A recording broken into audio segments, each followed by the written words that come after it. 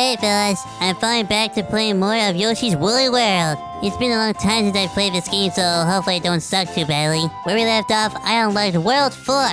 It looks like a forest. Now, I'm going to show you all the levels that I completed. Monkeying round and round. I'll be honest, I didn't like this one that much. This level had mean little monkeys throwing bombs at me. You can catch them with Yoshi's tongue, but they're kinda quick, so you gotta be even quicker.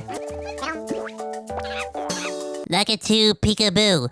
This one takes place underground and has the Lakitu characters picking out holes throwing spiked balls at me. Thankfully, you can catch them when they poke their heads out, rolling down the river. This was fun because I was able to do stuff like turn into a mermaid and go through a river on a raft. But then giant fishes had to come along and try to ruin my fun time. Since they were big, I thought I just had to avoid them, but later on, I found out that you can use yarn balls on them. Now wing to Koopa's Aqua Fort, the mini boss level of World 4.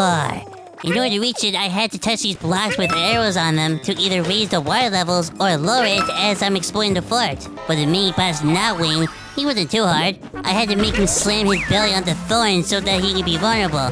I climbed up and ground pound his weak spot. After 2 more hits, Nightwing was defeated. Sunset at Curtain Falls.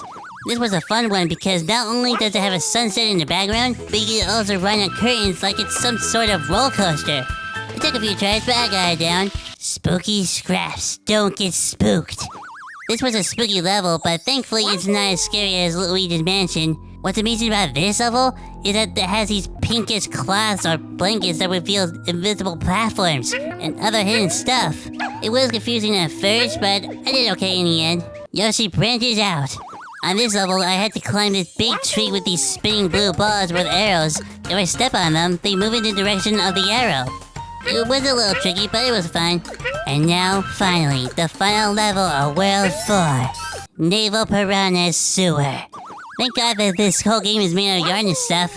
If it was an actual sewer, it would be very icky.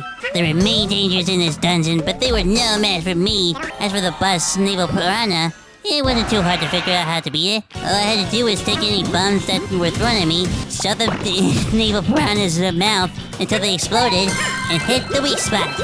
After 2 more hits, the giant plane was no more. And with that, World 4 was done, and World 5 has been unlocked. But that's a story for another time. Thank you for listening to my story, and I'll see you all next time. Bye, fellas.